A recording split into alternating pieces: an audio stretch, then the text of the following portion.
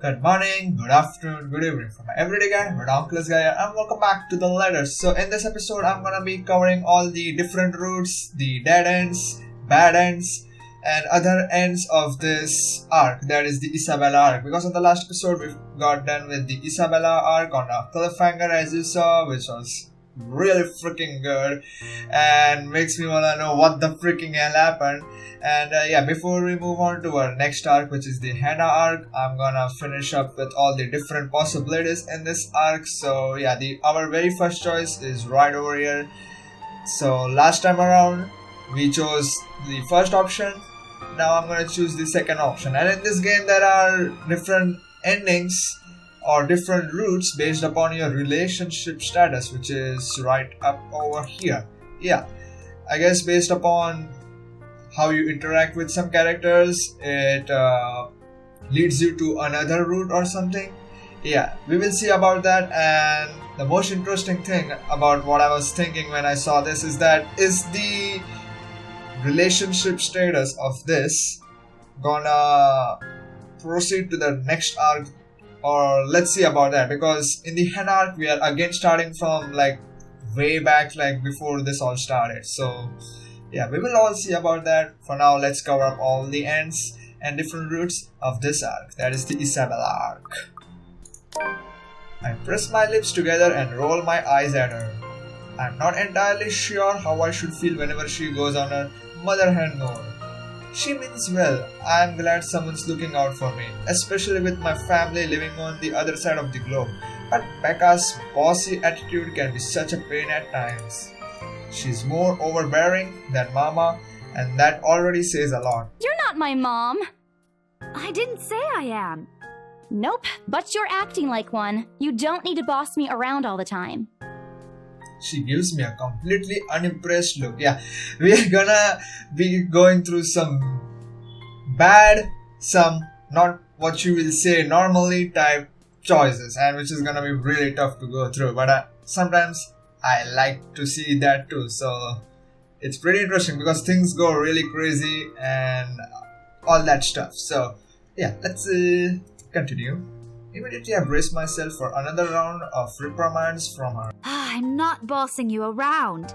I'm just telling you to at least mind what you're eating. Remember what happened last year? You ended up bedridden for 2 weeks after eating something bad, and I ended up having to listen to you cry about how those absences would take a huge chunk out of your paycheck. Do you want that to happen again? No, Mom. Only a loud, frustrated sigh comes from her while she pinches the bridge of her nose, likely to help ease a headache starting to form. I bite my lip to keep myself from laughing out loud at the image she makes, expecting her to say more. But when at last she looks up, she's simply carrying a resigned expression on her face. I'm serious. Not my mom, Rebecca. Maria Isabella Grace. I shut my mouth after that. Although I know she's not really angry, I don't want to push it.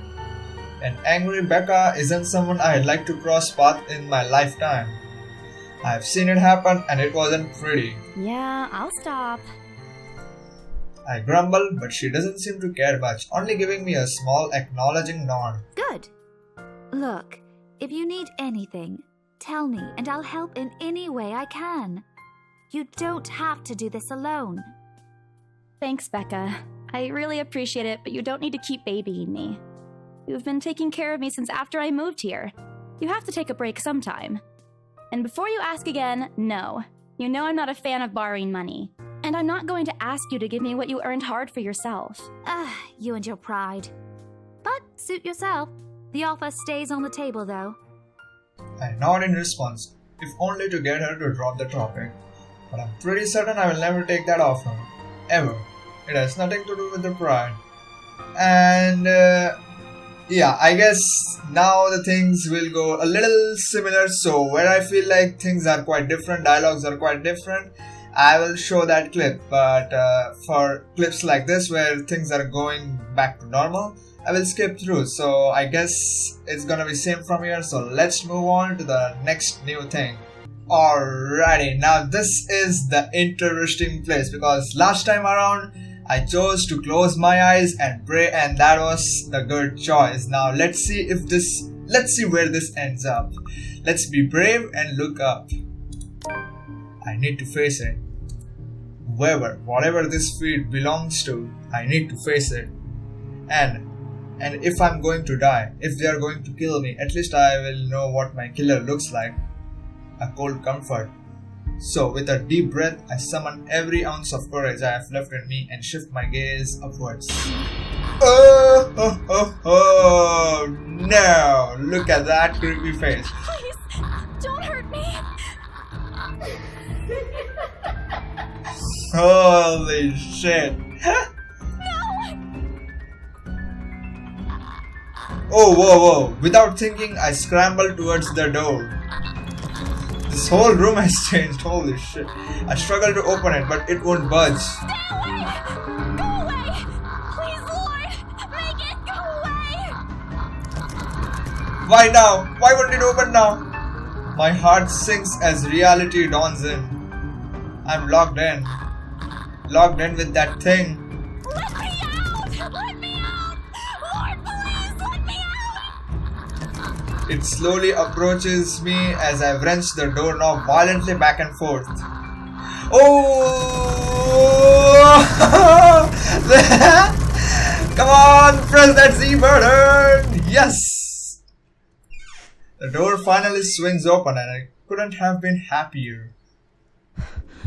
Wasting no time, I leap out the door and don't look back. My feet pound against the floor in rhythm with loud, fast beating of my heart.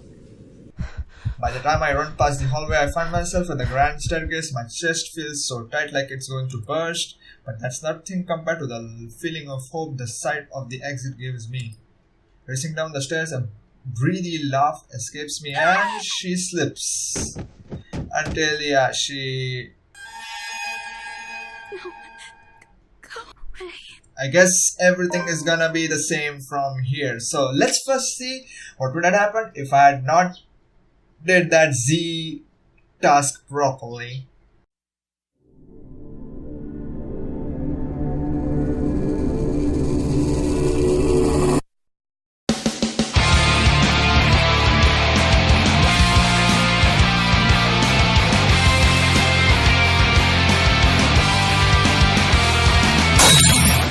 Write off your loss, send letters goodbye. I won't forget you, though your life fades away as I wither in this world filled with regret. Hold my hand and leave. Please don't leave me be.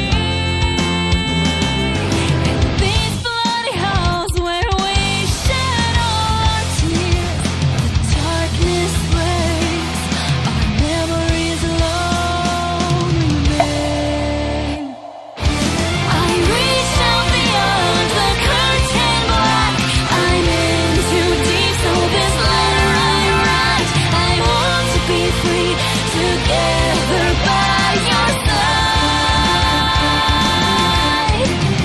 Spend eternity in this lonely place we call home.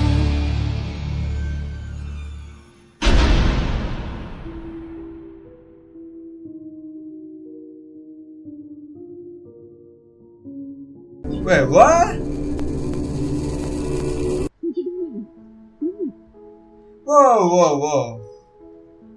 I didn't got this trailer in the last run. You apparently, sorry, like, I will show you guys the trailer, I have it.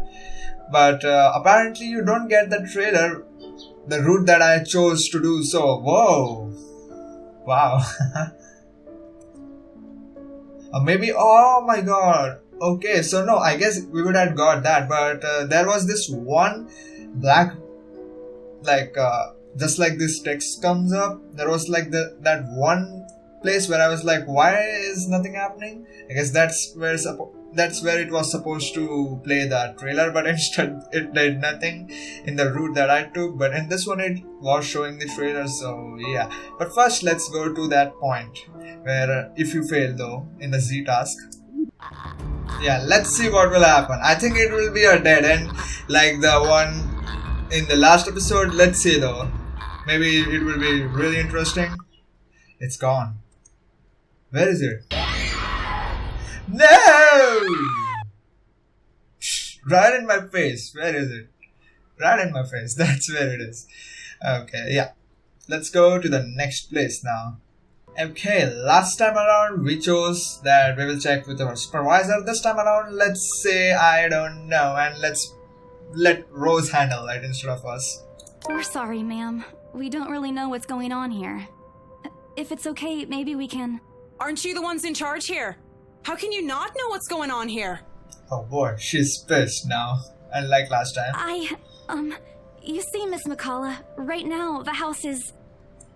Amazing how she can keep her voice level yet still convey utter displeasure with it. I've dealt with people acting the opposite before, and if I were to choose, it's much easier to handle clients who talk your ear off when angry. People like her are the hardest to read because they are angry and they look really calm too. I mean, their posture and everything. Besides me, I shoot Rose a pleading look. She returns it with a glare before taking the reins from me in attempting to smooth out the situation. There's a promise in it that we will be talking about this later. I'm not looking forward to that at all. What can I do? She can deal with this better than me. Who knows what might come out of my mouth if I handle this on my own. We're really sorry, ma'am. My partner's probably still a bit winded from her fall. We would have done it, handled it very well if we would have done it. But yeah, this one, surely everyone's angry at me. If she's unwell, then she shouldn't be working here right now. She raises a hand to rub the side of her temple as if to stave off the beginnings of a headache. Never mind that. I just want to know what's going on here. I was led to believe that this house has already been bought by my client and my services are needed for the house's interior design. Perhaps there's been a confusion then. We haven't heard anything from our supervisors regarding a closed deal for this property yet. In fact, today's only the first day of our open house. If you wish, we can call them and confirm for you. That wouldn't be necessary, but thank you for being direct with me, Miss Cooper. I already thought something was a little odd earlier. If you'll excuse me, I also have a call to make to my secretary. With a slight wave of her hand, she leaves us. That seems to be the end of it. Both Rose and I breathe a sigh of relief. This disaster averted. Okay, I think things are gonna be same. If not, then I will show you. Oh, and as you can see, that yeah, our relationship is not at par with Marianne, and also decreased in Rebecca too. So yeah, that's great for the next upcoming routes coming up. So let's go. Mom, you haven't finalized anything with an agent yet. Oh, this is new. So let's see that. I would really advise against making plans this early when... Never mind that. It isn't going to be a problem. We've got a wonderful legal team to handle everything. Start taking notes, though. I think I've got a few things I want changed before we move in. The rest of their conversation gets lost in the chatter of their companions. I don't want to make any assumptions yet, but their sheer interest is enough to give me semblance of hope. Okay, I guess things are again gonna be quite the same from here. Can't help but send an imploring look at Miss McCullough, who only looks away with a sigh. Yeah, I can give you a fact sheet and a form to fill out. Okay, this is a little different because, yeah, as I said, relationship status makes little dialogue different and even routes different. I have not seen changes in the route right now, but yeah, it will eventually come. For now, let's go. Okay, so this is the next up decision. So last time around, we showed the letter to the Rose, which this decision I'm really curious about because of the fact that, you know, she was all like, this is my freaking fault that I showed the letter to Rose and even though she did not saw the letter, but yeah, she took the fault of that on her, and yeah, let's see if we don't show her the letter this time. I'm really curious. Would that change her fate ahead in the story? Let's see. Rose, The words are stuck in my mouth. Throat. I want to tell her, I really do. But is she going to believe me? She already dismissed me earlier. It's a concussion, she said. It's not. There really is something in this house, in that attic, in that letter. It's going to go after us. Please, believe me. Dear me, is Isabel alright? Ma'am Hannah's voice breaks through the haze, beginning to cloud my mind. Rose is looking down on me, worry etched on her features. I didn't even notice when she removed the wrinkled papers from my hands and pushed me down to sit on a nearby chair. She takes it eventually, wow. Okay. Last time around we just gave her and she just had it in her hand but never saw it, so yeah. From the edge of my vision, I can also make out Miss McCulloch asking a passing food server for a glass of water. Through it all, Mr. Wright stands in the sidelines. Although curious, he appears more inclined to watch the scene than help. They are all as likely to believe me as Rose does. To everyone, whatever's in this house is just a hoax, a cautionary tale for children. Isabella, do you need me to call that ambulance? I need to get out of here before I cause an even bigger commotion. Clear my head, take a breath of fresh air. Anything to take my mind off things. No one is going to believe me anyway. No, I'm just feeling a bit out of it. Excuse me, I'll be back. I just need to catch my breath. Bowing my head, I mutter a quick apology and gather my stuff to make a quick exit. It doesn't matter if this place is haunted or not. I've caused trouble and Rose can be quite unforgiving of behavior like this. I am almost at the door when she catches up to me. Isabella, wait! The apprehension must have been quite obvious on my face because her expression instantly shifts to something gentler, eyes softer, and a fond smile spreading on her lips. Hey. She hesitates, completely trailing off before shifting her gaze down to her hands, a small gesture to stall. Her fingers are fiddling with a piece of folded paper. It's that stupid letter again. Okay, and I guess things are gonna be quite the same, except last time around it was a little in a better way. I think this was more of a bad choice to go to. So yeah, we did a good choice to show her the letter so as to not show her the letter. Yeah. But before that, let me show you this. Yeah, this is like the different choices that you make and the different paths. So yeah, we have taken this path around. And as you saw, this was just like a game over dead end, and right now we are over here where we chose the second option, which made a little change in the dialogue and in the dialogue more of, not relationship, because yeah, I don't know, I think more of Rose will still die nonetheless. So yeah, we are right now gonna be on this choice where to change the subject or to lie to him, and let's see what will that result in when we do that. Yeah, let's lie to him and he will catch us like this. I'm pretty sure about that. I turn my eyes back to the passing view outside. Maybe if I remain quite long enough, he will get ahead. Seriously, what happened? You're already assuming something happened. I'm not. It's what you said earlier, and that's why I'm asking. What did they do? They didn't do anything, all right? It's nothing. Work's just been stressful. My boss has been in a bad mood lately over a lost sale. Preparing everything for the open house has been tiring. And then there's the tour. You've seen how big the place is. I wish he had just dropped the subject and be done with it. It's not like he will do something if I tell him. Outside, the sun has already started its descent, casting a vibrant orange glow on the tall buildings. I wonder how long before we reach the movie house. Zach's been pretty excited about his movie. I'd hate to ruin that for him. But right now, I just want the day to be over. Just so you know, people we interrogate often avoid our eyes when they're hiding something. I'm not hiding anything! I didn't say you were. Then why are you still asking about it? Your face is a lot more expressive than you think. Can you please just drop it?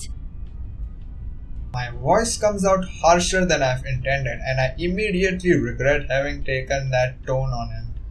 As one would expect, Ash is taken aback but recovers quickly.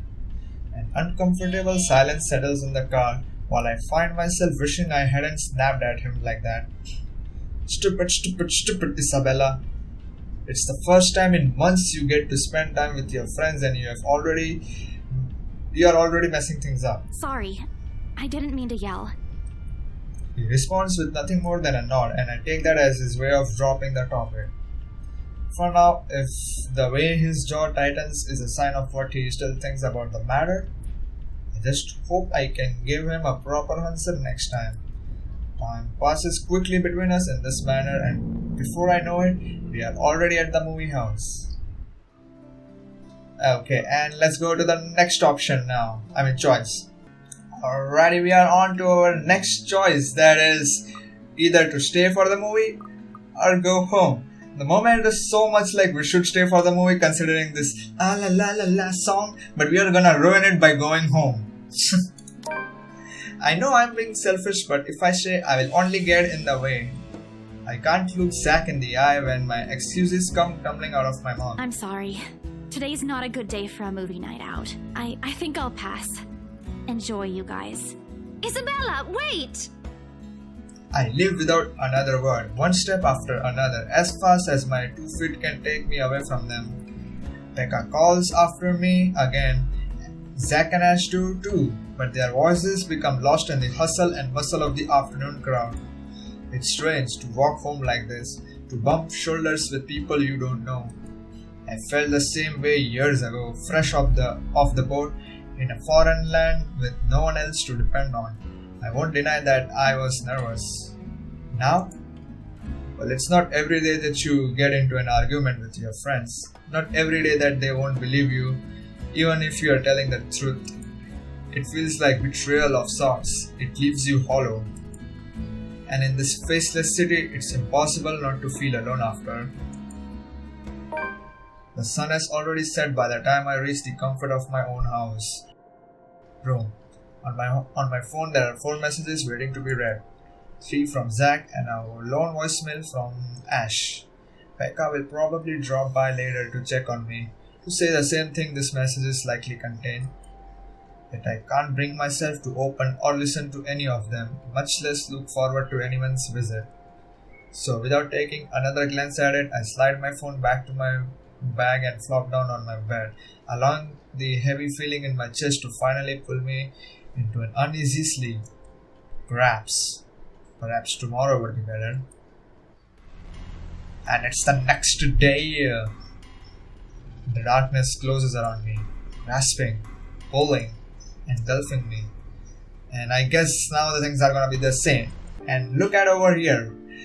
Either to stay for the movie or go home, and it all the way takes up here instead of all this. So yeah, let's first go down this way, which will let's see have an effect or not. But this probably either with priest or professor will go on to later on. But before that, let's go on the normal routes with this route being chosen.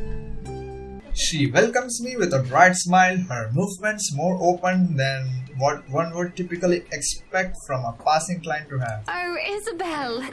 How are you feeling? You looked awfully dreadful yesterday. Oh yeah, because last time around we chose the other way around, where she was kind of pissed with her husband. Not sure why this time it's different, but yeah, she's a little caring for us this time. So let's see how it's gonna go now. Isabella, I'm fine now, ma'am. I appreciate your concern. Isabella. I really don't understand why they can't get my name right. It's fairly common name. It shouldn't be too hard to remember. Regardless, I hand them their copy of the agreement. Wonderful. Your team works unbelievably fast. Ma'am Hannah skims through each of them with scrutinizing eye, checking every page for any inconsistencies and errors. Despite the unassuming impression she gives off, she appears fully aware of what to look for and the process contracts like this undergoes. It is surprising, to be quite honest. I haven't pegged her for someone who is well versed in these things, yet here she is. She shows some of it to her husband and he responds with the same passive interest as if he's more than happy to leave everything to her.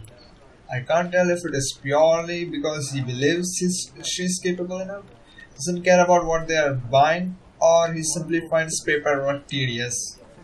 Apparently satisfied with what she's seen, Ma'am Hana claps her hand together before extending it to us for a shake. Rose and I release the breath we have been holding, both of us more than happy to return the gesture. That settles it then? Are you really sure about this property, ma'am? We could easily find you a bigger one among our current listings. Something with a modern touch? Yeah, and it's gonna be quite the same, so let's move on to the next one. Okay, so let's go for the next one. Last time around we chose this. Now we are gonna choose this, which is probably gonna go more bad than we already are. Than we have already made this route as. Okay, let me do that again. We should celebrate because Ash Hole is totally missing out on my first treat ever. I'm sure Ash has his reasons. He hasn't even apologized for calling me a scaredy cat yesterday. A half-hearted complaint without any meaning to it, done more out of habit than anything with real malice or hatred to it. After all the times he's called me a scaredy cat, the word itself has completely lost its meaning. Imagine that. There's disappointment, of course, in knowing he's off who knows where while we are having fun here. Sheesh, don't just disappear off the face of the planet without telling anyone. You aren't really upset about that, are you? No, not really. But it's his loss for missing this once-in-a-century event. He did seem to be in a hurry when we parted last night after the movie. Said he got a big lead on his case. We never had the chance to talk much yesterday. But you know how he is about his work. Everything except his unholy love for bad puns is a secret. He never mentioned those to me. I ain't surprised. He's more tight-lipped with this one. Something about it being bigger than what they usually let him handle. Don't worry, Becca. I'll make him talk. It's not necessary. He'll talk when he wants. And if what Zack says is true, it's better if we keep our noses out of this. His job isn't exactly a walk in the park. We'll only get in the way if we pester him about it. Well, he better treat us to something other than ice cream once he solves that one. That's Scrooge. But that's not really why you asked us out, right? She gestures at our food with her hand as though it's something she's not willing to touch until I give her answers. I promised I'd treat you to a free lunch if the mansion got sold, yeah? Understanding dawns on her face. The bewildered look she's been sporting changes into something close to the delight. You should have just told us. No need for all this fancy, secrety stuff. It was supposed to be a surprise. I made a promise, didn't I? I wasn't expecting you'd really do it. Well, it's already here. If you don't want to eat it, I'll just... I began to gather their plates to my side, the food in it still untouched. I laugh almost. Okay, I guess it's same, so let's go for the next changes. No, please leave it, ma'am. We're simply humbled by your utmost generosity. Okay, this was a little different. Considering you're as much of a Scrooge as Ashton. Don't compare me to him. He's the one who looks like he's about to have an episode whenever he has to spend more than £5. I honestly wish there's a way for you to see the look on your face when you haggle. Remind me to record it once. I think it's something like this. She puffs her cheeks and furrows her eyebrows in an imitation of how I supposedly appear. I don't look like that at all, do I? She drops the act at the flat look I shoot her. Her laughter dies, but the playful glimmer eyes remain. This means you're gonna be okay now, yeah? For a while. It just means we won't have to worry about paying for the treatment and the bills. But that's all that matters, right?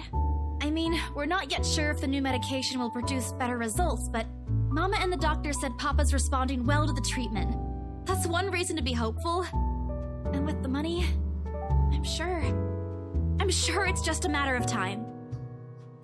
Saying it this way sounds as if I'm trying to convince myself. But no matter what, I allow myself to smile genuine and uninhibited. It's strange talking about this with other people, even those who have known you long enough. But today, things simply feel a whole lot lighter with them here. Lunch passes in an enjoyable fashion.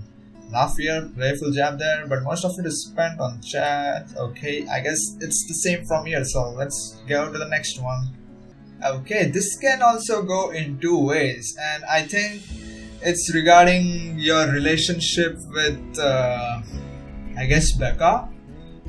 And the previous one over here, yeah, I guess that would give a little change up right here. So we will do that when I get back to that fruit. But for now, let's continue to the next one, which has a lot of option right here. Let's see about that. I mean, where we will go into. Alright, so we automatically got this route because I think if you are coming from this route, then it leads up to this route, which is like directly just like this one leads up here. But this one, oh boy, this one has so many things right here, and it's very interesting to see what will end up where. Isabella? Are you in there? Alright, she's right here this time around. Instead of last time around, she doesn't come up. So yeah, let's see how this one is gonna go down. Her tone is tentative, unsure, testing whether I will respond or not. Any other day, she will just enter the room after one knock. Today, I think she's trying to be considerate. She knows I'm in here and she can easily go inside since I have given her a copy of my key years ago, purely on her insistence, the first time she saw the state of my room. In her own words, like a hurricane had passed through the place. It kinda does. Ever since, she will drop by from time to time, either to share whatever she dished up or help clean. She knocks again, louder this time, albeit the kind with less urgency. I take that as my cue to answer the door. Hey. Hey there. Mind if I come in? Holds out a paper bag to me. From inside, a savory aroma wafts into the air, making my stomach rumble rather loudly. Becca shoots me a knowing smile before she walks into my apartment like she owns the place. I knew you missed dinner. I picked this up on my way home from the library. Thought you'd like one too. And why is it so dark in here? Were you sleeping when I knocked? I move to turn on the lights myself before she stretches her hand out for the switch. Not really. I was just thinking. About? Did you rearrange things again? Where are the plates? Stuff. The cupboard to your right, top shelf. Only the clinking of silverware can be heard as a hush fills the room, both familiar and awkward. I can easily answer her previous question to cover for the lack of talk, but from her hurried movements and hesitant tones, I know she will bring it up sooner. The food is just a ruse to get me to open my mouth. I am unsure if I should be happy or mad that I have someone like Becca who knows me so well. Minutes later, she's pushing a plate into my hands and settles on the sofa opposite my seat at the edge of the bed. She sticks fork in her own dish, yet does not go beyond shoving the meat and peas around her plate. She will have scolded me by now if I do the same in front of her. Shrugging, I look down at my own food and... It's pork? Are you sure you want to eat this? Don't look at me like I'm feeding you poisonous stuff. I know, but pork? You hate pork. I don't hate it. I just don't like eating it on a regular basis. I can always burn it off with a few hours of jogging. Why are you being picky about this? You're the one who doesn't even gain weight no matter how much or whatever you eat. I was just asking. You threw a fit when I used pork in your stovies that one time. It wasn't a good day to eat that? And what about you? You don't seem to be having a good day either. This afternoon? She opens the subject with the same finesse a bulldozer has. I might have laughed if we were talking about something else. I am almost impressed she used to complain about my own tendency to do that. In the end, Becca simply gives up any pretense of eating and sets her own plate on the side table. She leans forward on her seat, her expression serious and hands clasped together in her lap. It reminds me of that one time I got sent to principal's office. I can neither recall when or why, the memory is vague now considering the years since. But I remember squirming on my seat a lot, the agonizing weight and the intense want to leave the room. Belle, Isabella, what happened? I speared a piece of meat and popped it into my own mouth. It's good, but the taste doesn't really register against the multitude of thoughts swimming in my head. Shame. Becca, sharp as ever, is quick to pick up on this and pushes through with her answer, foregoing her place in the couch to sit beside me. Not that the concern is unwelcome, quite the opposite actually, except the apprehension that we will fall into the same cyclical argument is there. About yesterday, during Zach's movie, things didn't end well, and I guess... No, let me rephrase that. I just want to say I'm sorry. We're sorry. We were pretty harsh. Though I'm still upset about it, Becca seems sincere with her apology, and oh boy, we have another choice over here, this time totally brand new. So let's first see where are we here. Okay, this is the first choice that we have, and okay, let's see how things are gonna end up with this. Okay, so let's go for the bad choices first, because I wanna get done with the bad choice, bad routes first, because yeah, I wanna get the good routes later on, because that's how I roll right now. So yeah, let's go for the bad choice over here, which I feel like, what's the point? Don't bother. Are you going to tell me about it? Does it matter? It does. I think so, yeah? How do you expect people to listen to you if you keep avoiding questions? I'm not asking you to listen to me right now, am I? Now you're just being a child. I'm 26. You're the one who came here to bring me food I didn't ask for. You're not even eating it yourself. Yeah, she's very pissed. And it doesn't even taste that good. It's too spicy. I bet you don't even like it. And... Yeah, this is pretty bad route. My heart's pounding hard against my ribs, my breathing erratic. The sheets of my bed creases under my tight grip. I didn't mean to yell, especially at her, it just came out. Yet it feels oddly satisfying to do so. Becca smiling knowingly at me when I look at her, only then does it register what she's trying to do. Are you done? You're an awful friend. She laughs, softly yet unrestrained. It isn't mocking, but one that brings a sense of familiarity in it, and it does the job of lightening up the mood. Feeling better? Not entirely, but thanks. Wait, what? This was a good route?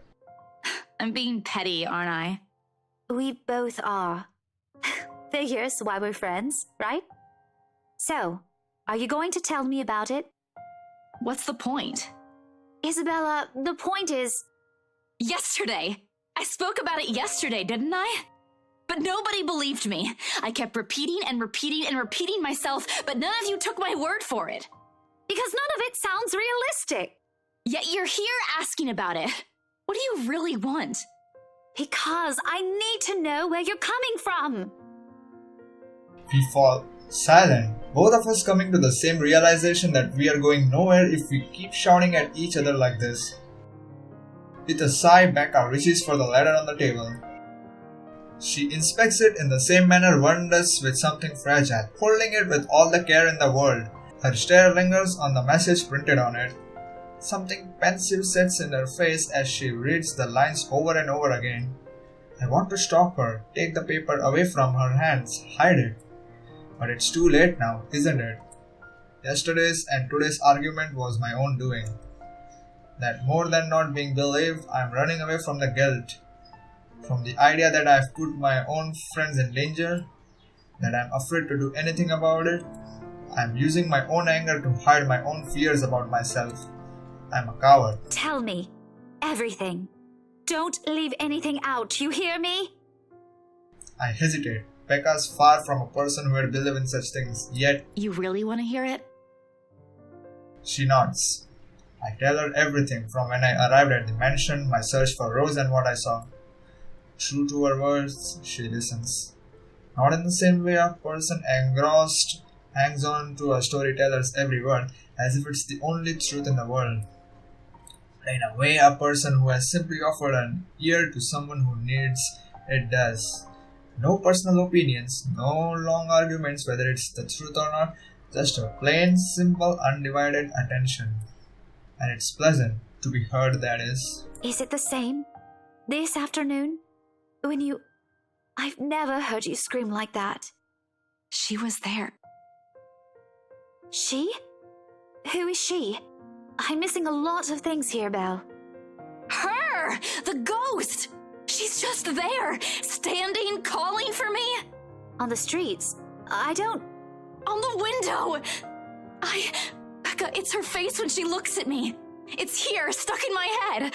I can't shake it off. There are voices, shadows asking for help. I don't know how. I don't know what she wants from me. Lord, I don't even know how to help myself right now. My hands begin to shake. Wailing them into fists is all I can to keep them from moving. She may not be here, I may not be seeing her misshapen face smiling at me, but the dread she has left remains.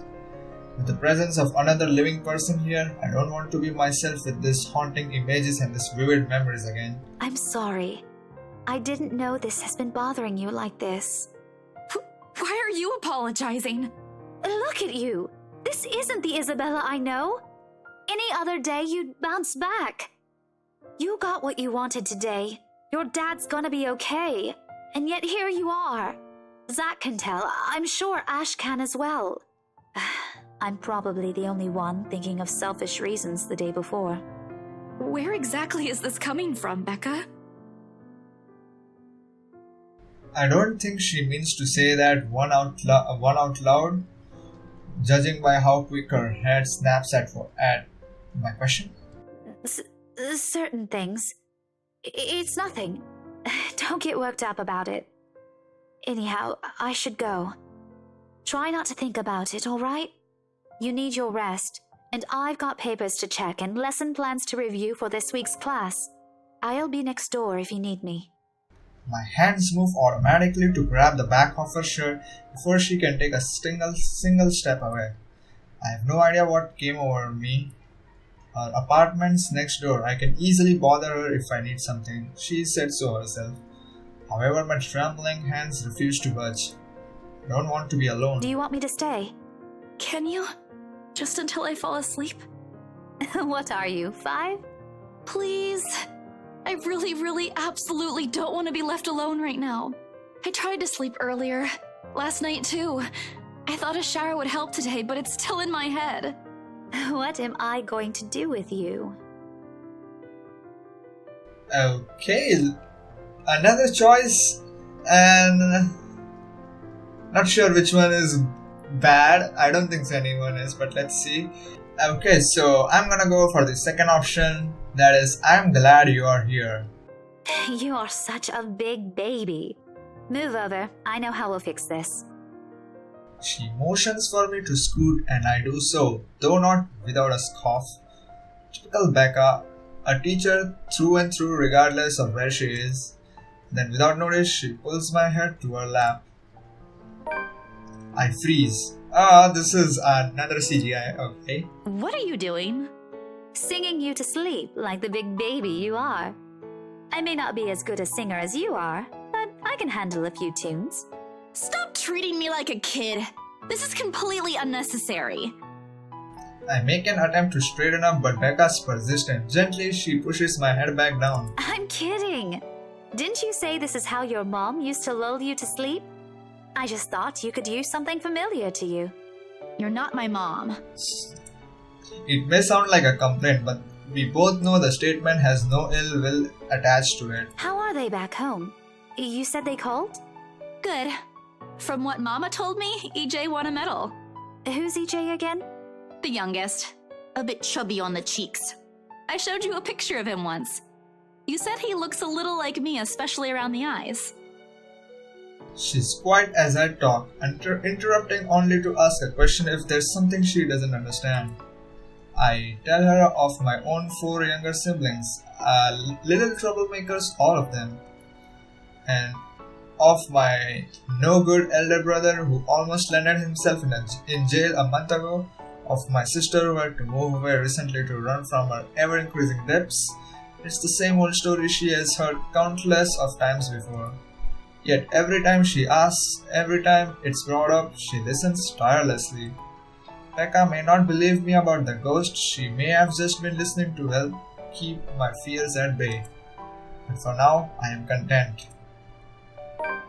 Alright, that was good, wow. So let's first see what's up with this here now. Alright, we took the bottom 2 routes. And let's see how will it affect in the next upcoming choices though. Or not choices, it's gonna automatically put me in a route which will have different choices and consequences. Let's go. Alright, ready to see which route did we got? We got the 3rd route, which is absolutely of nothingness because if you remember, we did not went to go for the movie where we have this choice of like rather to go for the priest or for the professor, and since we didn't went for the movie at all, so that these routes are automatically out of the question on this. So let's see where we will end up now. Hello? Santos residence? Mama, how are you? Oh, we are gonna talk to mom. Yeah, that's something new. The usual pleasantries, questions about how they are doing, how's life going back home. Bits and pieces, although small, helps from a vague picture of things I have missed in my mind. EJ's excited voice resounds from the other end and I smile to myself. What about you? Are you eating well? You asked that a few days ago, but yeah. And, Mama, I've got something to tell you. Oh no, you're not pregnant, are you? What? No! Mama, stop making jokes like that. This is a serious question, Grace. I've been looking at your face nook. Face nook? Face nook? Oh boy. Who is this Ashton? Are you pregnant? Who? Ash? No! Oh, good heavens! It isn't like that! We aren't like that! No one's pregnant, Mama! Well then stop stalling! You're making me nervous, Grace. So like mama to jump to conclusions like that. And against my better judgment, I laugh. Light and surprisingly easier now that the heavy weight has lifted. Mama's clicking her tongue on the other end, impatient by the delay. I want to hug her. Remember the house? We got a buyer yesterday. I'll be able to send a remittance soon. Even with hundreds of miles separating us right now, her relief is palpable. The tired lilt in her voice is still there, but it's fading. Perhaps not now, but maybe in the near future. When Papa's well and distance is not a problem. The buyer gave us a bonus too. I can send that early while we're waiting to finalize things, because that might take a few days. And then there's... Grace, stop! Yes, Mama? It's okay. Keep it to yourself. You don't have to send everything. Don't worry. I've got enough here. You taught me how to budget properly, didn't you? Don't you want to buy something for yourself? Or for your friend? Rebecca, was it? Something to thank her for watching over you since you arrived there. Rebecca will complain, Mama. Then tell her it's from me, as thanks for taking care of my stubborn daughter. You both sound so alike. But I will. Thanks, Mama. The call goes longer than usual, and when we hung up after goodbyes and I love yous have been said, the day appears brighter in my eyes. There are no half-truths and empty promises this time. Light streams through my open windows, the world is fully awake, and last vestiges of sleep has faded from my eyes. Maybe a walk is good. I need to stock up my pantry too. Come to think of it, isn't there an art store that has opened recently near the park?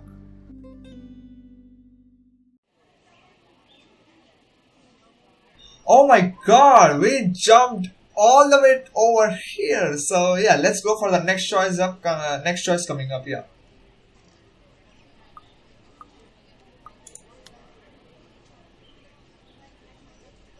Okay, there was this one little change that was, oh, it's you, kind of like, oh, it's you. Yeah, because we have been a little rude in the past, that's why. So yeah, now we have the choice of talking about our cat or a job. Last time we choose the job, let's pick the cat. I kept my tone cordial and warm. I'm actually surprised you have a cat, Miss McCullough. And why exactly is that? There are a lot of people who have their own pets. Yeah, but not a black one. I'm amazed you're taking care of one. Oh, I did not saw her face. That's clearly a pissed off face and a bad choice automatically. I don't understand what you're trying to get at. Is there a problem with my cat? Yeah. No, not at all. I mean, not with the cat. She's very sweet. Not with the cat, I was saying like, but with the fact that this is a bad choice, yeah. Just in other cultures, aren't they a sign of bad luck? Back at home, it is. My grandmother used to tell of several stories about it, and Nothing has happened to me so far. displeasure is evident on her face. Ah, of course, I've forgotten that for other people, black cats are an omen of good luck. There you go again, running your mouth off, Isabella. I racked my brain for a way to remedy the situation, but she holds out the hand. This is a good place to stop and end this conversation, don't you think so? It is good to see you again, Miss Santos. A complete dismissal if I've ever heard one. Yeah, that was outright bye-bye. Yeah. I watch her as she leaves, though she stops shortly, and yeah, she's gonna ask about the mansion being sold or not. And alright, we are over here. Rose dies nonetheless. She is bound to die no matter what choice you get. So yeah, last time around we chose to go to work, but this time around let's choose to stay at home. Let's see what craziness are we gonna get in now, and what kind of an end we are gonna get, because yeah, apparently there are two ways of this ending up. So let's see how that goes. My hand automatically moves to press the delete button. What's the use? I won't be able to work anyway. Not with this weighing on me. Not with images flashing in my mind. Not with this voices calling for me over and over and over. I flop back down on my bed and discard the phone on the nest of pillows beside me. The TV is still running. I notice vaguely having been left open the night before, though I have no desire nor interest to hear it now. Rose is dead, and it's all my fault. Shoving a pillow over my head, I make an attempt to drift to sleep again. Anything just so I won't feel this heavy feeling in my chest. Ooh. A cheerful voice with a tinge of hesitance greets me when I answer the sudden call. Hey there! How are you feeling? Good morning, Becca. I just want to check on you. I heard the news. How are you doing? It's as if her question has opened a dam of emotions I have been keeping at bay. Becca. Rose, she... Shh. It's okay. I know. I'm sorry. I know how much she means to you. No, you don't understand! This is what I've been telling you guys! What you've been telling... Alright. Tell you what. Why don't we eat dinner together today? I heard the diner near your office is serving your favorite today. My treat? Okay, we have another choice. Let's see. Let's first save. Okay, so since I said I'm gonna go for the bad routes first, let's go for declining her offer. No, I'm not at the office! Ugh, never mind, we're not safe! Not anywhere! What are you talking about? And don't shout. I was just inviting you to help take your mind off things. The letter! This again? Ghosts aren't real, Isabella. They're just stories made up to scare children. You're always saying that, but look what happened to Rose! I know what I saw! The police says it's a homicide case. Didn't you see what's in her room? That's not something another human being would do! Come on! on, Rebecca! You have to believe me this time! Isabella, I know you're in shock, but you have to wait for the authorities' findings. You can't just make assumptions based on some stupid letter you picked up somewhere. You're still not going to believe me, even if someone else already died, no? You know that's not what I'm trying to get at. What if Zach comes next? Or Ashton? Or you? This isn't some criminal you can just gun down or put to jail. Did you see what she did to Rose? We're all completely powerless against her, and you still won't listen! Yeah, I mean, considering she saw the letter and the wall also said the same thing, so I guess Becca, you should fight. Isabella, enough already. Where are you anyway? At home? Of course you're at home. I'm coming over. Forget it. The same. They're all the same, no matter how much you want them. I let the phone slide off from my grip and turned my attention to the news. Never mind that Becca's still on the line. She's never going to listen anyway. They never will. I'm all alone in this. This is so bad. At the end of the day, no matter how gloomy the headlines are, it's still a better. The Luxbon Police Department continues its search for the following reported missing people. Hold on a second. Missing? Oh, aren't they? Still, I've got to check. Yeah, we are... There's some kind of a link again, as I said. Let's see if anything gonna be different this time or not.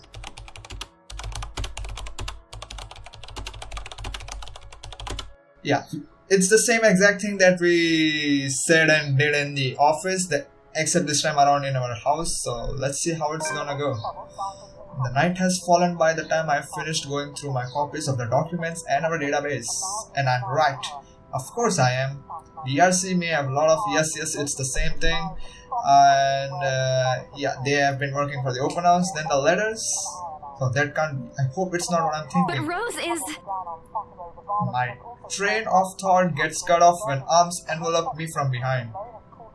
Uh-oh, that's not your own arms enveloping you. I can't help but laugh. When Becca says she's going to do something, you can be sure she will do it. Oh boy. You didn't have to come over, you know. You have classes tomorrow, don't you? And I'm sorry, okay? I didn't mean to yell. I just didn't want what happened to Rose to happen to you, Zach, and Ashton. I wouldn't forgive myself. I think I figured out something too. And that's why she is right here to kill you in the exact same way that happened with Rose, and which is what I was expecting if we stayed at home, something like this. Listen, Rebecca, sorry. I need to answer that. I've skipped work today. This is gonna be Rose so is gone and this is gonna be so good. It's gonna be Rebecca on the phone. my boss is probably beyond furious. No doubt that's him calling. She doesn't budge. Is she still angry? The phone's still ringing in the background. Rebecca? What's gotten into you?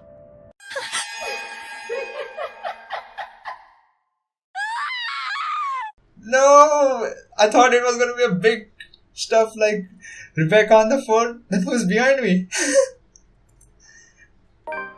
Whoa. You have unlocked a memory fragment. Whoa, that was something totally new. Wow. Okay, so this time around, let's meet up with her. And I think it was a bad end only because on the... Let me show you guys though. So yeah, over here, as you can see, it has a butterfly. But over here we have a skull face over here, which pretty much means it's like this one. Game over. You are dead. Yeah. So, really interesting. But for now, let's go for the second option, that is meet up with her. Perhaps it's better to talk to Becca about this in person, not over the phone and when I'm calm. It's not too late to give up hope that she will listen to reasonable explanation. Okay. I'll meet you after school. So long as you don't make me pay, okay? I've already treated you to free food the other day. You know I'm not like that. If there's anyone who should be complaining here, it's me. But promise me you'll stay safe, alright? What's gotten into you? I don't think that's necessary, considering I'll be at school the whole day. I'll wait for you here, understood? Don't be late. I can only stay until... Promise me. If something bad happens, you'll run and... The Luxbon Police Department continues its search for the following reported missing people. I left the phone away from my ears and turned my attention to the news. Never mind that. Okay, this face is, hold on a second, missing, and I guess it's gonna be the same, so let's go over to something new. Becca, I'll call you back. There's something I have to look up. Wait, Isabella, what are you... Okay, yeah, now let's go. One by one, call after call, I go through each person missing on the list. This isn't anything illegal, right? I'm just someone concerned for a fellow co-worker.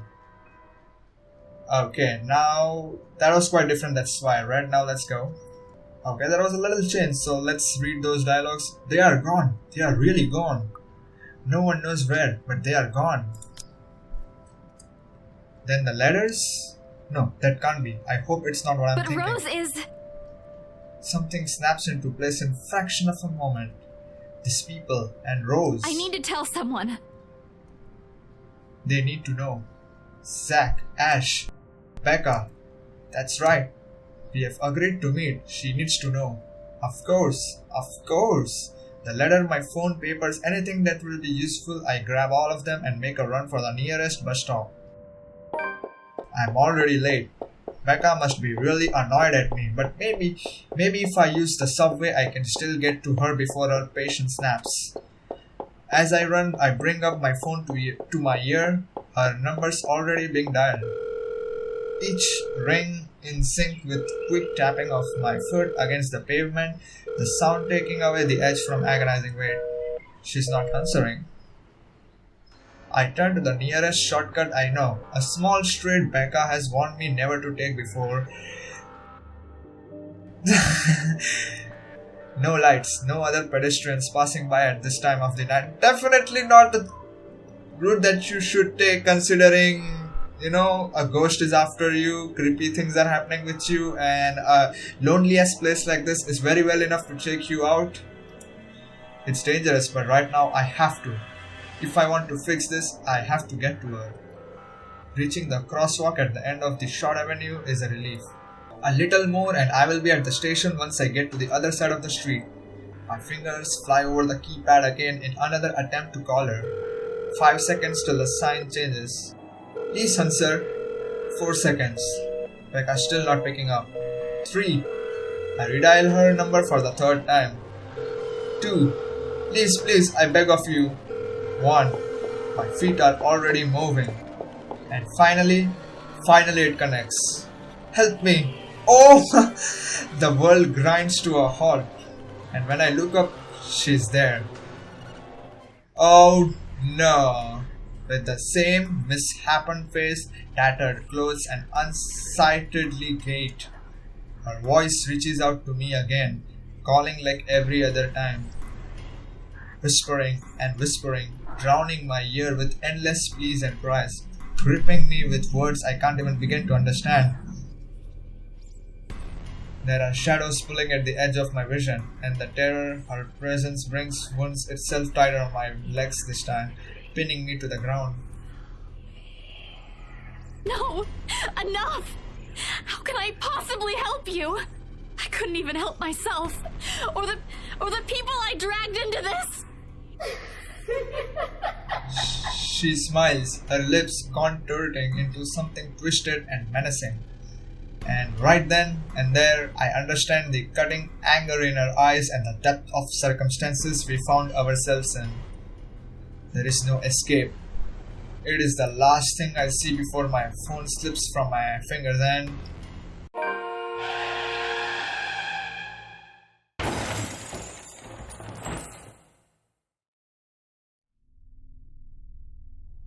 Oh shit!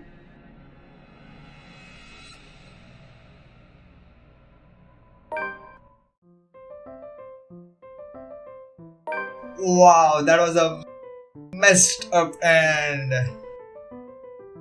We got into a car crash. Our freaking body got destroyed in that. Holy shit. I mean, bones and everything got like... You just saw that picture? Holy moly. Oh. But it's an ending number 3 and it does not have a skull face over here, so maybe... I don't know if this will have any... or all of these endings will have any consequences on the next route. We will see about that. If it has, I will definitely cover that up. But for now, we are done with the 3 endings right here. We got all the endings, but we did not got all the possible routes though. As you can see right here, we have not met with the professor yet, so let's do that. And certain other routes that I have missed out, so yeah. But before moving on to the professor route, let's first get done with this route where I chose what's the point last time. Now let's choose I was telling the truth. Let's see what's gonna happen now. I was telling the truth. What is that people often say? Words losing their meaning when you keep repeating them. And they do.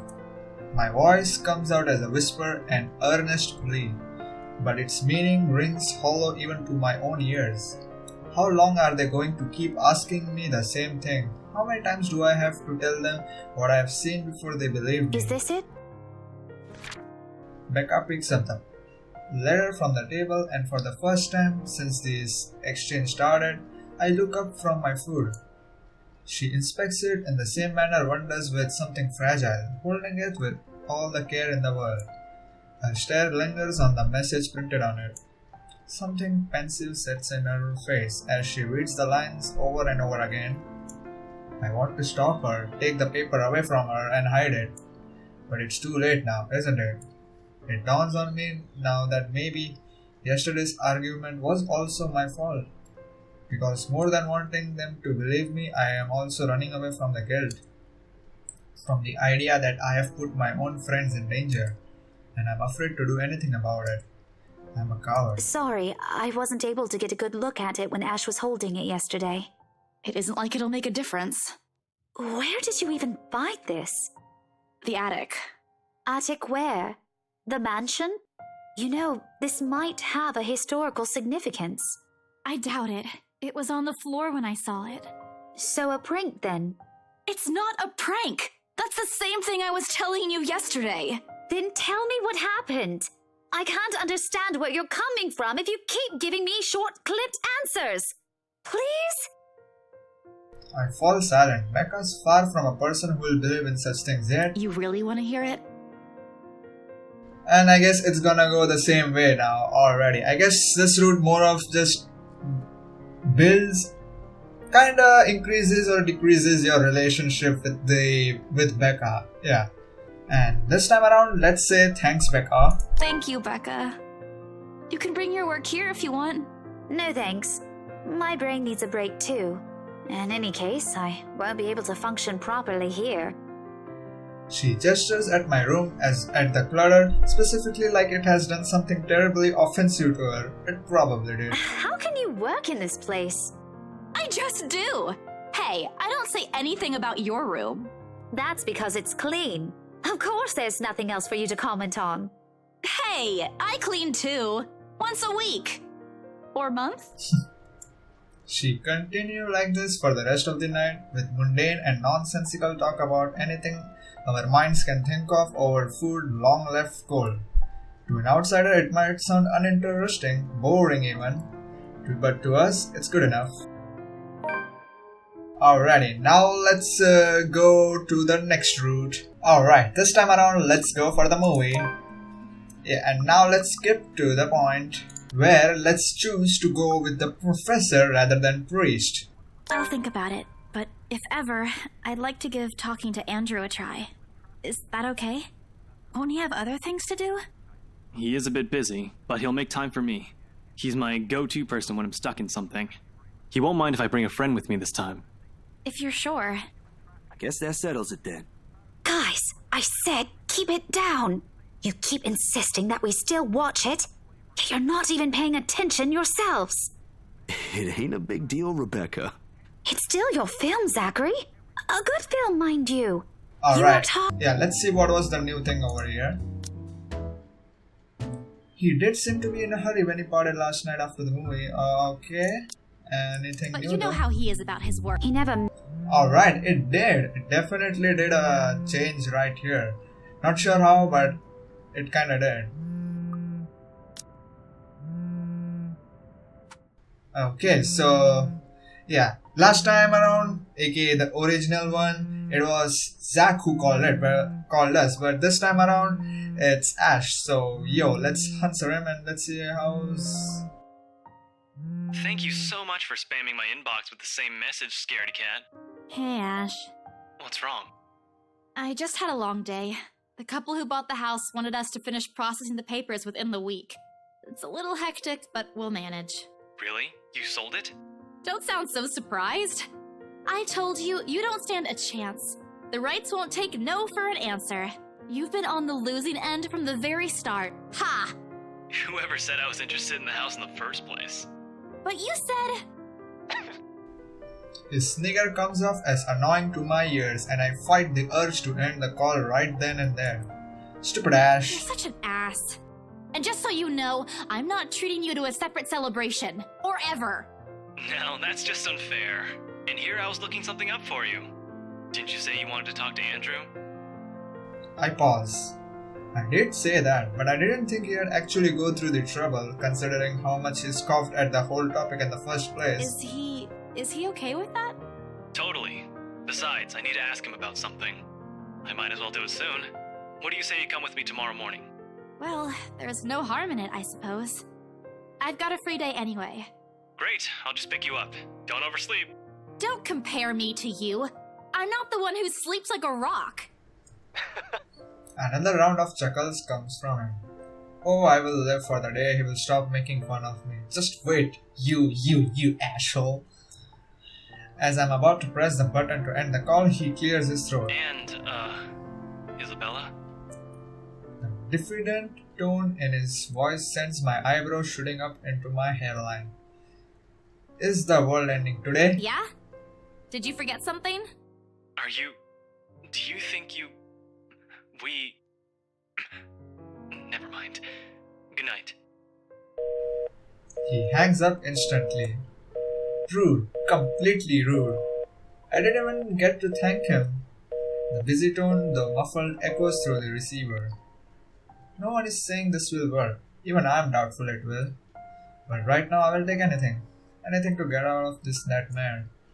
What was he gonna say though? But whatever, let's go to the next route now. If it wasn't for Ash's call last night, I'd probably slip in. When 9 AM rolls around, I'm already heading downstairs where Ash is waiting for me in his car. His hair is a disheveled mess, eyes drowsy, and overall looking like he hurried to get out of bed. Or fell out of it. Or both. He looks adorably rumpled this way. But I'm not going to tell him that. It will only bloat his unbearable ego. Good morning, Ash. He makes a motion with his finger around his ear. Tone it down. Can you even drive? He answers me with a slight raise of his hand, a yawn and nothing more. He's never been particularly fond of mornings, and for that, I'm thankful to every god in the universe. Less mental capacity for him to make fun of me. Ha! There's the reason why mornings are my favorite.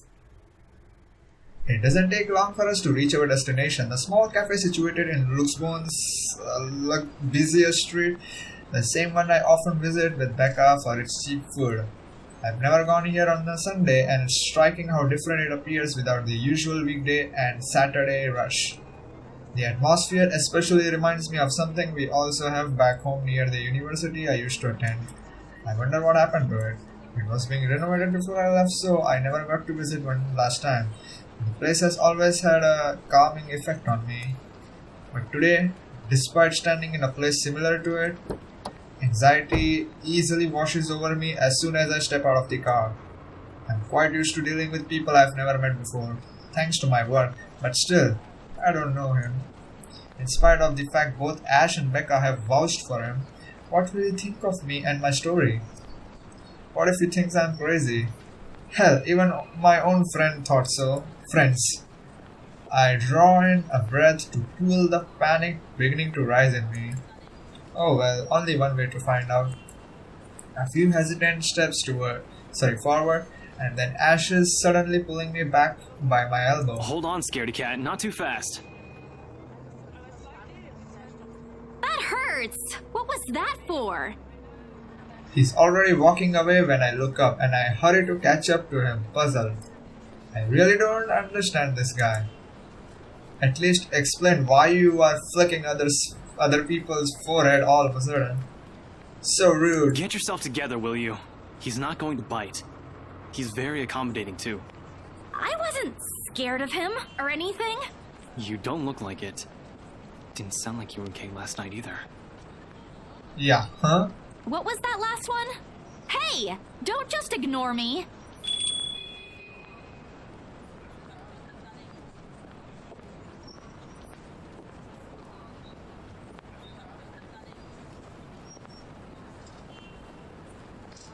The smell of freshly brewed coffee welcomes us as soon as we step in. Like the usual, several tables and chairs have been set up for the patrons, but most of the customers present at the moment have forgone them in favor of the more comfortable throw pillows and beanbags the staff has laid out on the floor. Becca would love to know they have something like this on Sundays. She's been complaining how uncomfortable the library chairs are for a long time now. Ash leads me to a secluded spot near the window where an old man, probably in his 50s or 60s, is seated enjoying a brew and a book. Professor Clark. It's just Andrew now. I'm no longer your professor, Detective Inspector Frey. Yeah, Detective Inspector, alright. The guy Andrew looks up from his book and gives him a smile. A sheepish look crosses Ash's face at the older man's admonishment. Okay.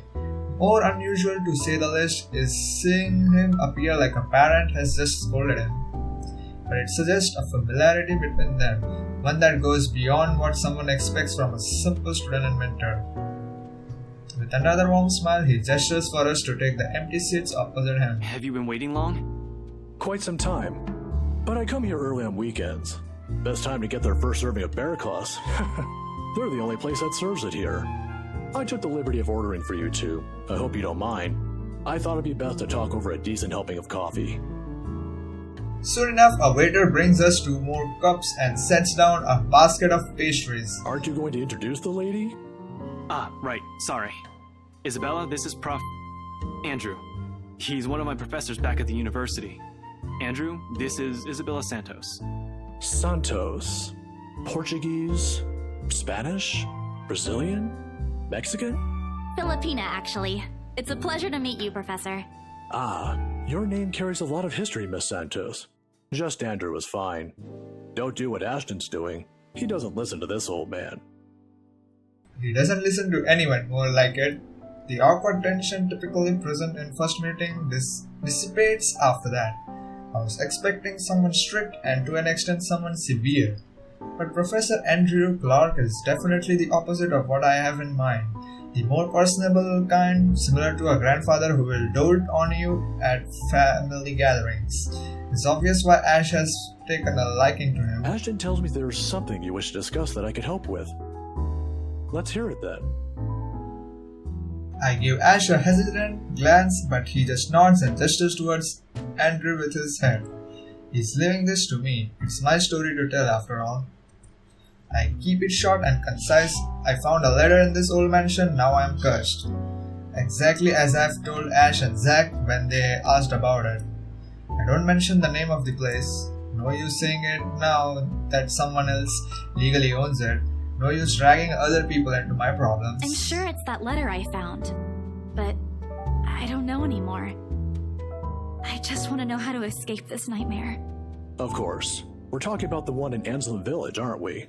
How did you... Don't look so surprised. There's only one place popular enough here if we're going to talk about hauntings.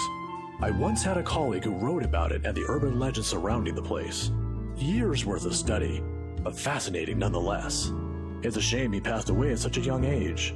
He would have done a much better job at explaining topics like this one compared to me. I wonder why he passed away. Ashton here might disagree. but it's an interesting topic in sociology, if you care to have an open mind. Studying the science and theory behind it is completely different from outright believing in it. You don't believe in those stories, sir? Now, this isn't a question of belief. All I'm saying is things like these speak a lot about a place's culture and history. And it's not just limited to ghosts. Monsters, gods, you name it. Even you, Miss Santos. What about me? How you respond to these stories. It tells a lot about you and your upbringing. In the same way it tells me why our detective inspector here finds such topics absurd. Interesting, isn't it? My head is starting to spin from all this information. I'm not the smartest person around, but I understand what he's trying to get at. I think it's still too much to take in at once. I look to Ash for help, but his eyebrows are down in a frown. If he keeps staring like that at his cup, I'm pretty sure it will crack soon. There's still something you're not telling. Didn't I tell you everything the other day? Yeah, but you mentioned the rights. Then you proceeded to drop the topic right after. What's with that?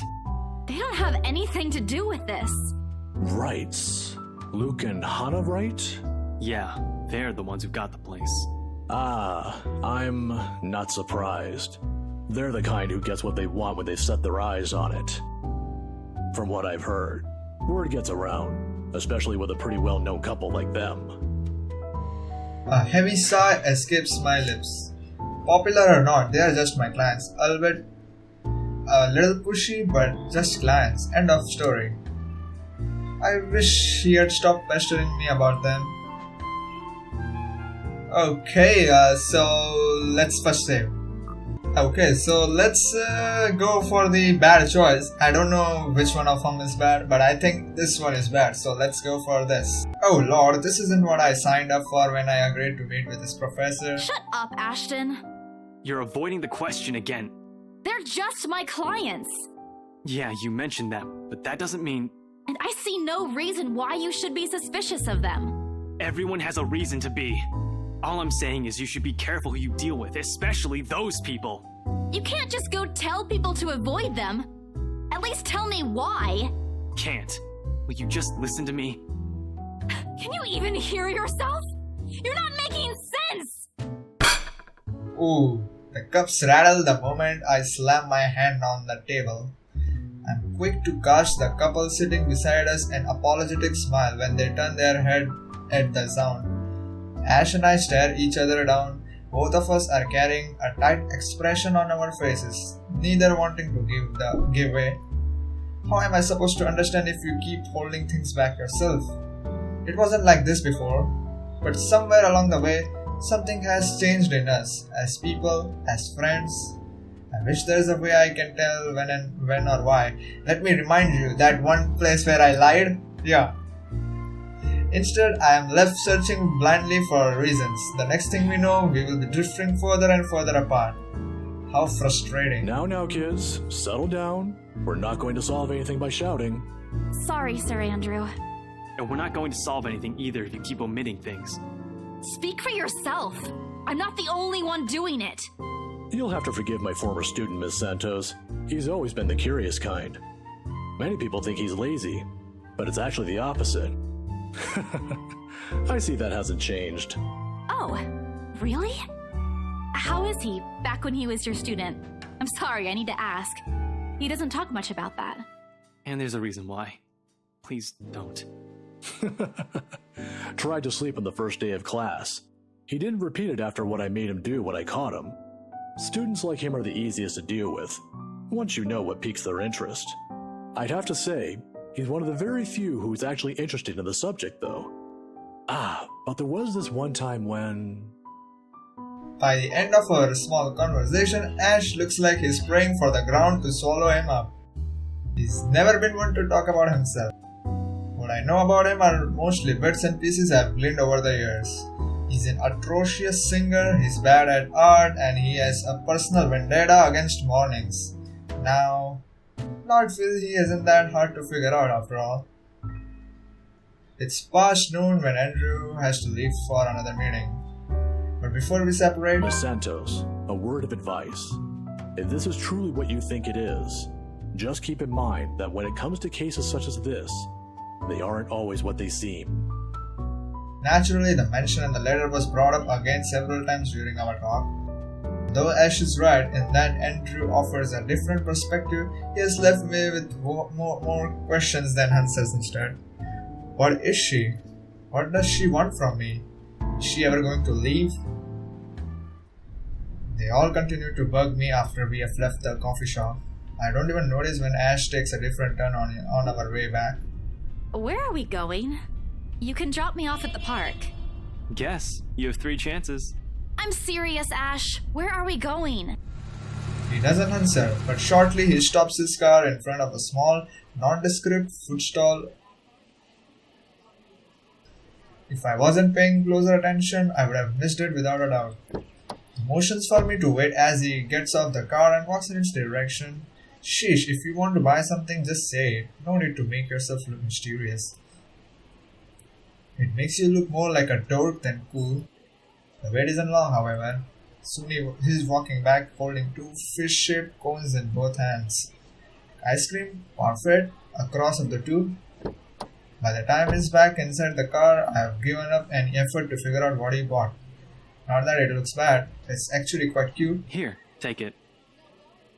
I have to move my head back a little when he thrusts it at me to avoid the ice cream and the fruit toppings from ending up on my nose. What's this for? My arm's getting tired.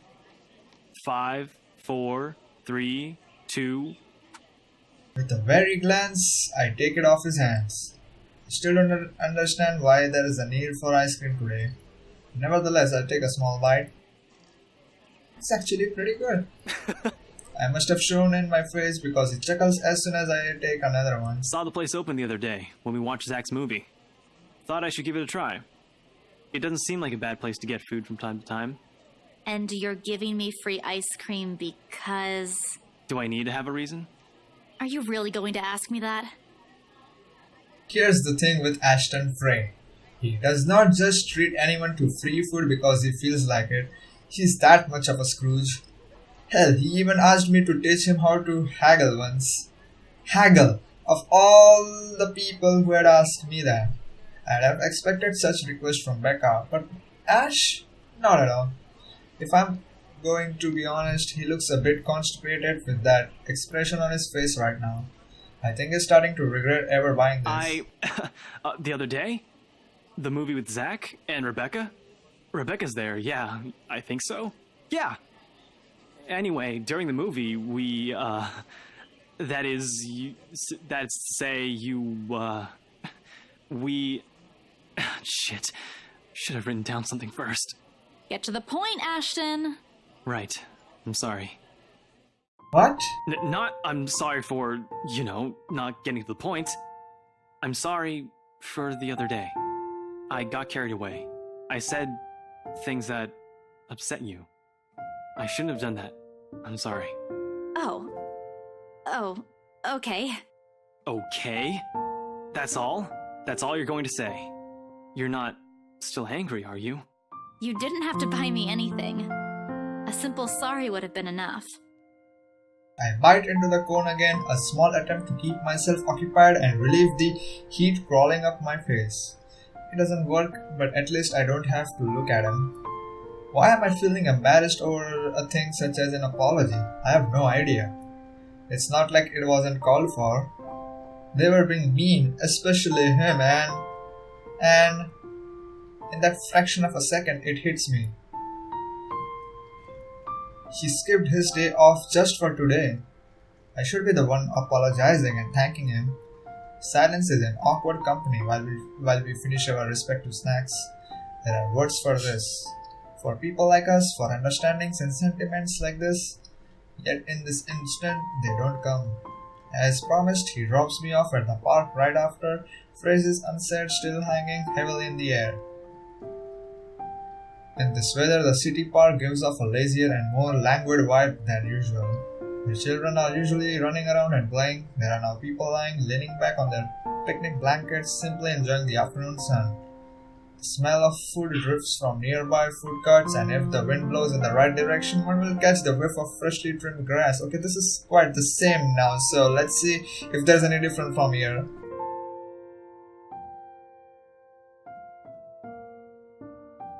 Thanks, Ash. Okay. For today. No problem. Say hi to Rebecca for me. Yeah, I will. Even so, I linger. We both do. A mild, humid breeze brings the smell of dried leaves, warmed earth, and a far-off distant memory of false starts and awkward first meetings. Same place, same people playing the same parts, though not necessarily the same time. Funny how of all the days, my brain chooses to remember it now. Wait, Belle. Ash exits his car, his strides are unsteady when he approaches me, or maybe this is uncertainty showing. I'm not quite sure. He's never looked uncertain to me before. Always calm, always sure, always collected. He stops a short distance from me, close enough that he's within an arm's reach, but just far enough for his voice to be heard over a distant small talk, if this is what this is going to be. He fumbles for something in his pocket. Here, catch. The small bag lands cleanly on my outstretched hands before it hits the ground. I raise an eyebrow at him, and he responds by shrugging and stuffing both his hands back to his pocket. Somewhere to the side, he finds an interesting spot to look at. Sometimes you have to wait, Papa said long ago. For once, this time, I listen. His voice is halting, hesitant when he finds it again. My mom used to make me carry around one of those when I was young. To ward off evil and bring you luck, she said. I don't believe in this stuff now, but if it makes you feel safe since you're a total scaredy cat, then I guess it's okay to give you one to carry around. Perhaps at the moment there aren't any words for it. I've never been good with those. But right now, I can thank him in the best way I know. Let's choose the second one only. I think this is gonna be quite the same, so let's go. I close the short distance separating us and give him a light punch on his arm. A gesture familiar in place of phrases one can't spin together or hunches too early to seek out. See, you can be pretty nice when you're trying. I am nice. When you're sleeping, but thanks for this. Don't go losing it. It brings bad luck if you do. Wait, are you serious? I knew there's a catch. This asshole. Yeah, that's what they say. You did this on purpose, didn't you? Oh, I should have known. Not entirely. But seriously, if anything happens, tell me. I'll be around. I love how the name of him changed from Ashhole to just Ash when he got real serious. Before leaving, he waves at me one last time. He's back to teasing me, back to our usual routine, back to what we are comfortable with. But for all that, I believe him. I just hope I can keep them safe. A light wind blows again, sending dried leaves swirling and the distant smell of earth into the air. For the first time, the sunlight feels less harsh. Maybe a walk is good. I need to stock up my pine tree too, and now it's gonna be the same, so let's move on to the next choice. Alright, we are back over here. This time around, let's say I know you're trying to help. What is it again that Becca does when dealing with a particularly difficult child? The pesky, annoying kind? I wish I could remember. I can certainly use the same trick right about now. Ashton, look here. I know you're trying to help, but the deal's almost already closed. The papers are being prepared. Once it's done, it's over. I'm just their agent. And when is that happening? When what? Is there even a purpose to this line of questioning? Your working relationship with them. When's it going to end? About a week from now? It depends on how long the papers will take, but they want us to rush it. Really? You're absolutely sure about that? Yes, really. Unless they want to buy a house again and want me and Rose to be their agent. If yes, then I don't see a problem with it. Now stop annoying me about it. Don't accept it. What? Why? It's my job. Yeah, he's definite. I think the case that he's working towards is somehow related to them only. So yeah, he knows some stuff. He definitely can't share it because some shady stuff is up with them. And I think we should take his advice when it comes to this.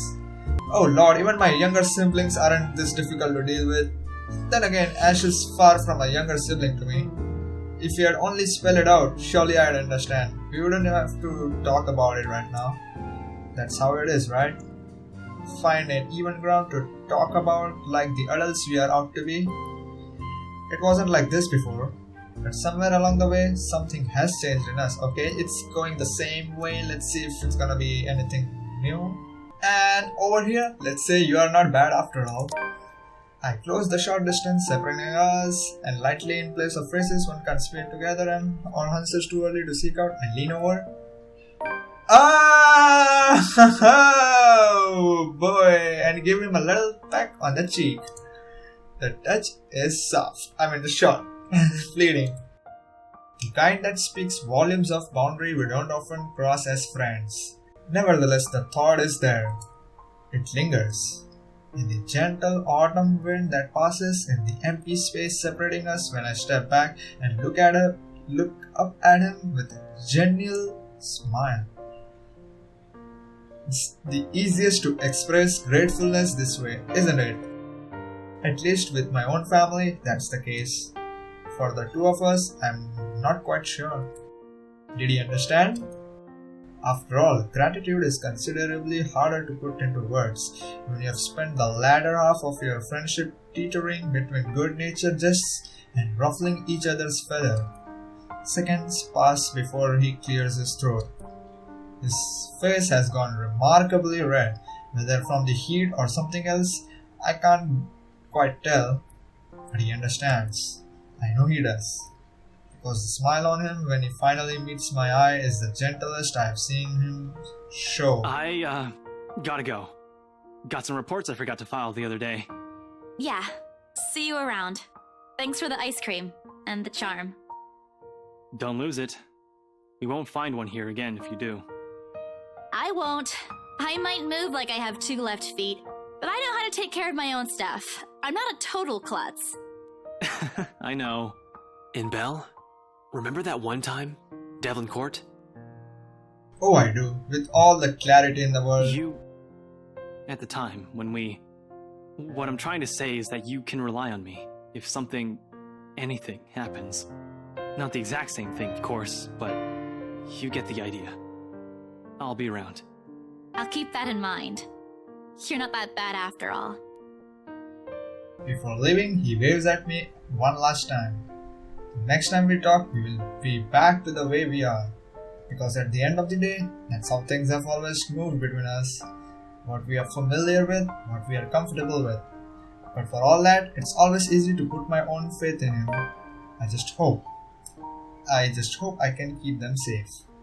And yeah, the light wind and less harsh, and a walk is good, and I want to stock up my pantry. Yeah, it's gonna be the same, so let's move on to the next new change. Alright, and now we are on to our last set of choices and everything, which I think just only gives new dialogues and relationship status changes with Zach.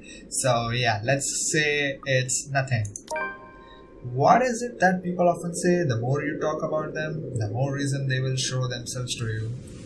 I'd rather not let that happen right now. And to be completely honest, when you have been telling the same thing to people for 2 consecutive days, it gets a little tiring.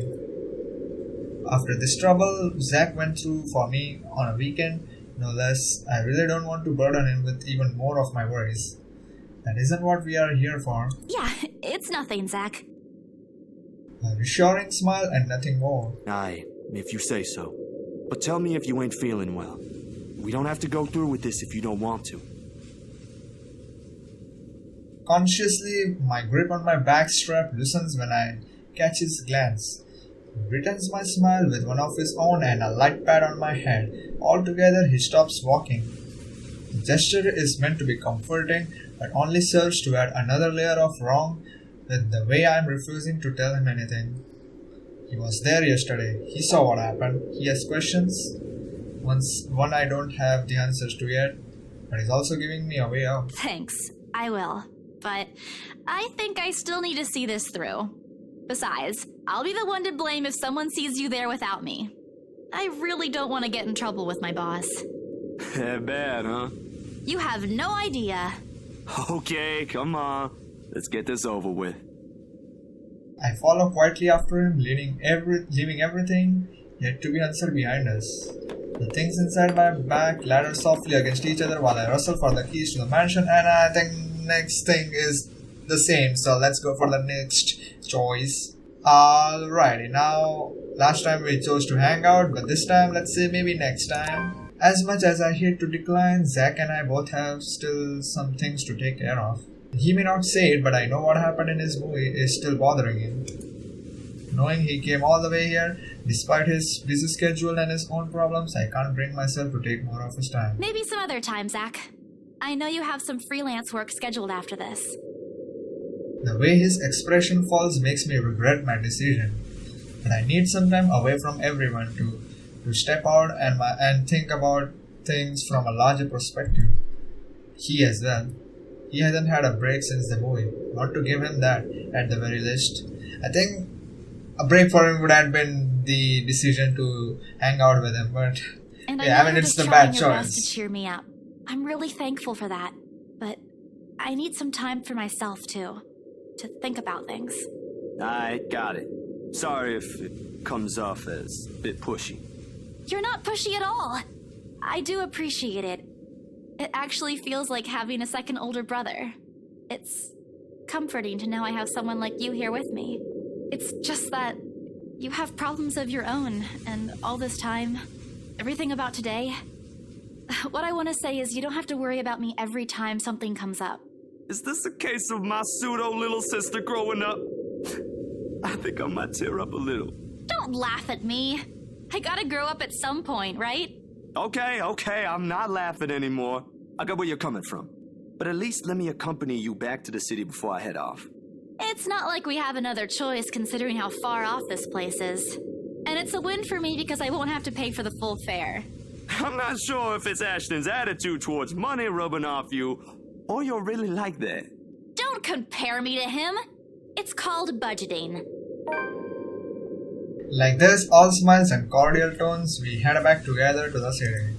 Carrying better thoughts about the other and leaving petty arguments and teasing behind us. I just hope I can keep them safe. And yeah. And let's now see.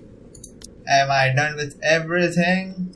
Oh, wait a minute. There is a change right here that I did not got.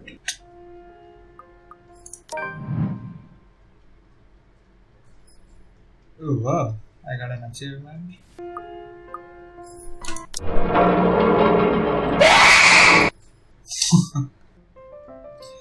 Oh my god. Okay, this is the change.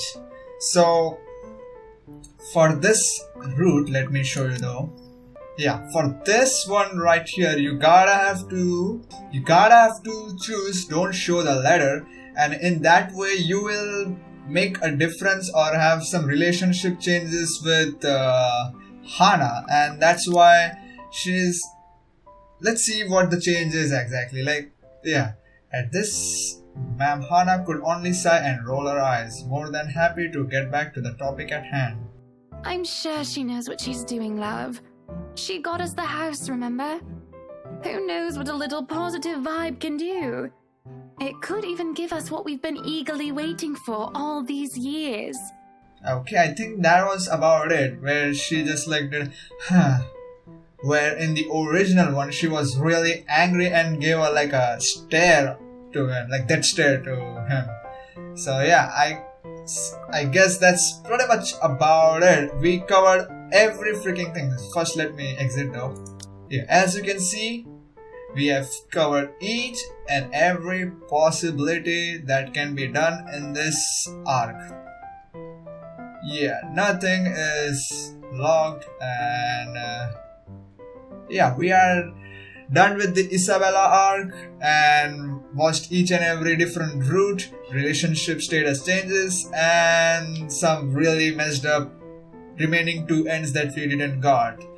Yeah, now my one thing over here is that over here I think we died, but over here I'm pretty sure we died only in this one too. Like, maybe in this one we will be continued in the next arc as like to be disappeared, rather than in this one we will get, I mean, the other characters will know that we died due to an accident. Yeah, maybe that's why it doesn't show a skull face over here, other than over here, I don't know. And my thinking of like, cause yeah, if this relationship status things has nothing to do with the next arc coming up, that is Hana arc, then why would there be? Yeah, but rather my theory is, and I think that's how this game will proceed, is that your relationship status or your more of choices that you make in this one will be rolled over to the next arc, where maybe Hana as us, we will be playing and we will come across Isabella, who will talk to us regarding the choices we did in this arc, which is so cool if that is what this relationship status and different choices make a difference in the next chapters as we go on. Because yeah, then this game is gonna be super huge. Yeah, so let's first exit though. Yeah, with that I wanna show you guys, like, I got each and every backgrounds, each and every item sprite, each and every CGIs of this arc. Yeah, like look at this one. Don't you think she's dead over here? Like oh my god, like she's pretty damn dead in the third ending, rather than like severely injured and maybe some way of, you know, she recovering in the next arc. No, she's pretty damn dead over here. I'm pretty sure about that. And then we also got a memory fragment memory fragment in the second ending, that is this one. And yeah, this is something from the past which will somehow get us a clue and info about what happened in the past regarding how this curse came up in the first place. And I think just by this very first image I can say it has definitely to do something with them being the couple, but this guy being a douche and he does something with her and then vengeance. Yeah, let's see all about that in upcoming episodes in the future. So for now, hopefully you enjoyed. We will be playing as Hana in the next arc. So for now, hopefully you enjoyed. If you like this video, please click that like button, subscribe for more awesome content, comment down below your thoughts, and I will see you guys next time. Goodbye, Shabakir.